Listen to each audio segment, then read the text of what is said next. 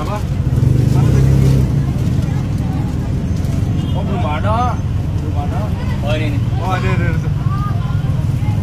Nah, ya. Tes dulu ya. 20. Masih banyak.